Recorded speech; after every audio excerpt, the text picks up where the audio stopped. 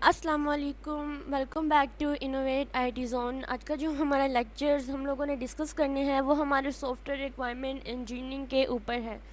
तो जैसा कि आप लोगों को पता है कि इसके जो प्रीवियस लेक्चर था उसके अंदर मैंने आप लोगों को ये जितनी भी हमारी आउटलाइन आपको यहाँ पे नज़र आ रही है, इनके सब टॉपिक्स के अंदर ये जितने के सारे टॉपिक्स हैं, इनके अंदर क्या क्या पॉइंट्स आप लोगों ने इंक्लूड करने हैं वो मैंने आपको प्रीवियस वीडियो के अंदर प्रोवाइड किए थे। जैसे हमारा लेक्चर नंबर 1 था, उसके अंदर मैंने ये सारे के सारे पॉइंट्स लिखे हुए हैं कि जैसे हमारी यहाँ पर ये क्लासिफिकेशन ऑफ रिक्वायरमेंट्स है, उसके अंदर हम लोगों ने कौन से पॉइंट इंक्लूड करने हैं, रिक्वायरमेंट प्रोसेसेस कौन कौन से हैं, लेयर्स कौन से हैं, यानी सारे के सारे जो है वो मैंने आप लोगों को इसके अंदर जो है वो पॉइंट्स बता दिए थे। और आप लोगों को ये भी कहा था कि आप लोग इनके या तो स्क्रीनशॉट ले लें या तो आप लोग इनको अपने नोटबुक के ऊपर नोट डाउन कर ले, क्योंकि मैं आप लोगों को अभी ये नोट्स जो हैं वो प्रोवाइड नहीं कर सकती हूँ ड्यू टू सम रीज़न। ठीक है, तो हम लोग आज अपना स्टार्ट करते हैं। सॉफ्टवेयर रिक्वायरमेंट इंजीनियरिंग बेसिकली होता क्या है? तो सॉफ्टवेयर रिक्वायरमेंट इंजीनियरिंग एक हमारा सॉफ्टवेयर डेवलपमेंट प्रोसेस का एक फ़ेज़ होता है। यानी जब आप किसी सॉफ्टवेयर को डेवलप करते हैं तो ज़ाहिर बात है उसके अंदर हमारा जो फर्स्ट फेज़ आता है उसमें यही होता है ना कि हम लोगों ने प्लान करना होता है कि हमने किस टाइप का जो है वो सॉफ्टवेयर बनाना है, क्या डेवलपमेंट करनी है। उसके बाद जो हमारा स्टेप आता है उसमें ये होता है कि हम लोगों ने रिक्वायरमेंट्स को गैदर करना होता है। तो ये जो सॉफ्टवेयर रिक्वायरमेंट्स इंजीनियरिंग है बेसिकली ये वही फेज़ है। ठीक है, जैसे ये वही फेज़ है और उसको हम लोगों ने कंप्लीट जो है वो आउटलाइन ले ली हुई है, उसकी कंप्लीट हम लोगों ने लेक्चर डिस्कस करनी है कि इन्हीं रिक्वायरमेंट की बेसिस पे हमारे पास होता क्या क्या है। ठीक है, in this way software requirements are understood, analyse and documented so that the developers can get clear guidelines on what type of software to develop. ठीक है, यानी इसमें क्या होता है कि जो रिक्वायरमेंट्स हम लोग गैदर करते हैं उसको समझा जाता है, उनको एनालाइज किया जाता है, फिर उनको डॉक्यूमेंट किया जाता है। हमारी जो डेवलपर्स होते हैं वो हमें सॉफ्टवेयर को डेवलप करने के लिए कंप्लीट क्लियर गाइडलाइन जो होते हैं ना वो प्रोवाइड करते हैं। In this process communication is done with stack holder so that the requirements can be accurately capture. ठीक है, स्टैक होल्डर के साथ इसमें कम्युनिकेशन की जाती है हमारी रिक्वायरमेंट्स को गैदर करते हुए।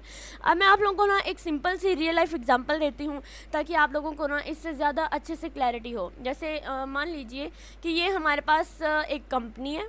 ठीक है, ये हमारे पास एक कंपनी है। इस कंपनी ने क्या करना है कि कोई ऑनलाइन शॉपिंग कह लें, उसका उन्होंने प्रोजेक्ट जो है वो डेवलप करना है, या आप कह सकते हैं कोई भी ई कॉमर्स प्लेटफॉर्म जो है ना उन्होंने डेवलप करना है। अब ये कंपनी क्या करेगी कि स्टैक होल्डर जो उसने जितनी भी रिक्वायरमेंट्स हैं वो सारी गैदर करेगी, क्या प्लान करेगी कि उसने क्या क्या जो है वो प्रोजेक्ट के लिए क्या क्या रिक्वायरमेंट चाहिए, फिर उन रिक्वायरमेंट्स को गैदर करेगी। फिर जो रिक्वायरमेंट्स गैदर की होंगी उनको स्टैक होल्डर के साथ कम्युनिकेशन करेगी, उसके साथ यानी उनके साथ डिस्कस करेगी कि ये चीज़ें हमारे पास। अब स्टैक होल्डर में क्या क्या चीज़ें इंक्लूड हो सकती है, कौन कौन पर्सन आ सकते हैं, जैसे वो हमारे कोई भी प्रोडक्ट टीम आ सकती है, कोई भी हमारे डेवलपर्स आ सकते हैं, कोई भी कस्टमर्स भी स्टैक होल्डर्स के अंदर आ सकते हैं। यानी वो लोग जो हमारे सॉफ्टवेयर के साथ हमारे प्रोजेक्ट के साथ इन्वॉल्व होते हैं ना वो हमारे स्टैक होल्डर्स होते हैं। फिर क्या करती है कि ये जो कंपनी होती है, इस कंपनी के अंदर जो टीम होती है वो इन स्टैक होल्डर के साथ कम्युनिकेट करती है और फिर जितनी भी रिक्वायरमेंट्स होती हैं उनको दिखाती है कि क्या हमने ये रिक्वायरमेंट जो है वो एक्यूरेटली जो है वो कलेक्ट कर ली हैं। ठीक है, उसके बाद क्या होता है कि रिक्वायरमेंट्स को गैदर करने के बाद फिर उन रिक्वायरमेंट्स को समझा जाता है, फिर उनको एनालाइज किया जाता है और फिर फाइनलाइज करने के लिए उनको डॉक्यूमेंटेड किया जाता है। ठीक है, उसके बाद फिर अपना प्रोसेस जो होता है वो कम्प्लीटली हम अपना सॉफ्टवेयर वगैरह जो होते हैं उसको डेवलप कर लेते हैं। तो ये चीज़ें होती हैं हमारी एक रियल लाइफ एग्जांपल के through. Hope so you will be understand very well. अगर आप इस एग्जांपल को माइंड में रख लेते हैं ना तो आपके लिए रिक्वायरमेंट इंजीनियरिंग बहुत ईजी हो जाती है। ठीक है, उसके बाद अगर हम लोग बात करें तो हमारे सॉफ्टवेयर डेवलपमेंट का ये हमारे पास ये प्रोसेस होता है, ये इंटेग्रल पार्ट होता है। ठीक है, हमारे डेवलपमेंट लाइफ साइकिल में सबसे इम्पोर्टेंट पार्ट होता है। इसके बगैर तो जाहिर बात है जब रिक्वायरमेंट्स ही नहीं होंगी तो हमारे पास कोई और फेस कैसे चल सकता है, प्लान ही चल सकता है और तो कुछ भी नहीं चल सकता रिक्वायरमेंट्स के बगैर।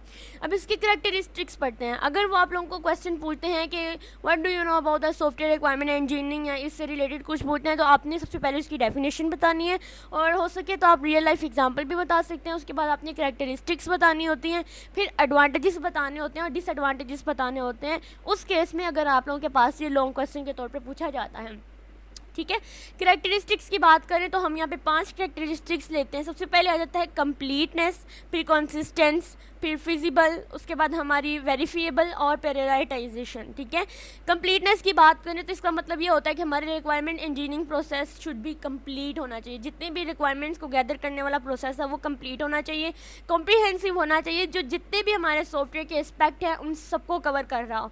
उसके बाद कंसिस्टेंट की बात करें तो requirement should be consistent across all document and there should be not any contradiction. यानी कंसिस्टेंस का मतलब होता है कि वो सारी की सारी रिक्वायरमेंट होती हैं वो पूरी होनी चाहिए। ठीक है, उनके अंदर किसी किस्म की कोई भी कंट्रडिक्शंस नहीं होनी चाहिए। ठीक है, फिजिबल की बात करें तो रिक्वायरमेंट शुड बी फिजिबल और achieve with in the project constant. यानी वो फिजिबल होनी चाहिए। इसका मतलब होता है कि जितनी उसके अंदर रूल्स एंड रेगुलेशन आते हैं वो उन सबको जो है ना फॉलो कर रहा हो। उसके बाद वेरीफेबल आ जाता है, यानी हमारे रिक्वायरमेंट होती है वेरीफेबल है, उनको वेरीफाइड किया जाना चाहिए कि वो कंप्लीट है, वो फुलफिलमेंट जो होती है उसको चीज़ को वेरीफाई किया जाना चाहिए। उसके बाद प्रायोरिटाइजेशन आती है। प्रायोरिटाइज का मतलब होता है कि हमने किस चीज़ को पहले प्रायोरिटी देनी है। तो रिक्वायरमेंट्स के अंदर इस चीज़ का बड़ा ध्यान रखा जाता है कि हमारी जो फंक्शनैलिटी है किन के ऊपर हमें ज़्यादा फोकस करना है और कौन सी ज़्यादा इंपॉर्टेंट है कि हम लोग उसको पहले प्रायोरिटाइज करें। ठीक है, उस चीज़ को पहले प्रायोरिटी दें। उसके बाद इसके एडवांटेजेस डिसएडवांटेजेस आ जाते हैं। एडवांटेजेस की बात करें तो क्लियर कम्युनिकेशन। इस प्रोसेस का सबसे बड़ा फ़ायदा ये होता है कि हम लोग स्टेक होल्डर्स के साथ ना क्लियरली कम्युनिकेट कर लेते हैं, क्योंकि जैसे हम लोग रिक्वायरमेंट्स को गैदर करते हैं हम फ़ौरन से स्टेक होल्डर जैसे हमारी टीम्स वगैरह होती हैं उनके साथ डिस्कस कर लेते हैं कि ये हमारे प्रोजेक्ट का हिस्सा है।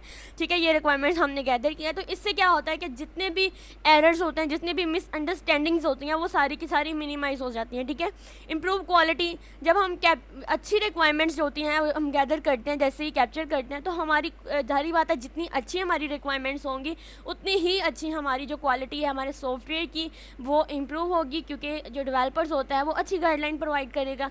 कॉस्ट सेविंग होती है, क्योंकि देखो जैसे हमारी रिक्वायरमेंट अच्छी होंगी, एरर फ्री होंगी, तो हमें उस पर कॉस्ट भी ज़्यादा नहीं लगेगी और ना ही हमें ज़्यादा एफर्ट करनी पड़ेगी अगले स्टेजेस के अंदर। क्योंकि सबसे मेन काम ही ये होता है कि हमारी प्लानिंग अच्छी होनी चाहिए, हमारी रिक्वायरमेंट्स गैदरिंग अच्छी होनी चाहिए। अगर ये चीज़ें हमारे पास क्लियर है देन हमारे अगले फेजेस में हमें ना तो ज़्यादा एफर्ट करनी पड़ेगी ना ही हमें ज़्यादा कॉस्ट लगानी पड़ेगी।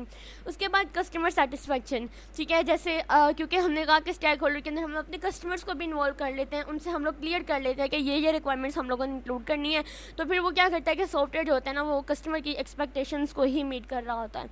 उसके बाद रिस्क मैनेजमेंट आ जाता है। The requirement engineering process allows the projects risk to be identified and manage. ठीक है, यानी रिस्क जो होते हैं वो स्टार्ट पर ही हम लोग उनको जो है ना वो एरर फ्री कर देते हैं। उसके बाद अगर डिसएडवांटेजेस, जहाँ पर हमारे एडवांटेजेस होते हैं वहाँ पर डिसएडवांटेजेस भी होते हैं। अब डिसएडवांटेजेस कौन से हो सकते हैं कि रिक्वायरमेंट्स इंजीनियरिंग प्रोसेस में be the time consuming.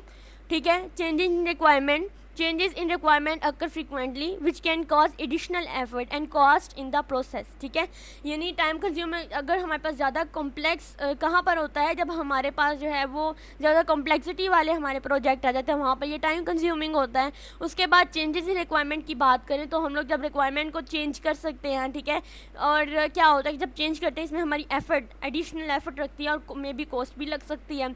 Dependency on stake holder, हम अकेला बंदा कुछ भी नहीं कर सकता है के अंदर, हमें स्टेक होल्डर्स और अपनी टीम के साथ जो है वो कोऑपरेट करना पड़ता है इसके अंदर। ठीक है, और फिर हमें ये चैलेंजिंग होता है कई टाइम अगर हम इसको अकेला करने की कोशिश करें, तो ये क्या होता है, ये स्टेक होल्डर के ऊपर भी डिपेंड कर रहा होता है। उसके बाद ओवर इंजीनियरिंग क्या होता है, some time requirements are over engineer which can be introduce unnecessarily complexity. ठीक है, तो ये हमारा जो था वो आज का लेक्चर था जिसके अंदर हम लोगों ने डिस्कस किया है हमारी सॉफ्टवेयर रिक्वायरमेंट इंजीनियरिंग को, और hope so you will be understand very well.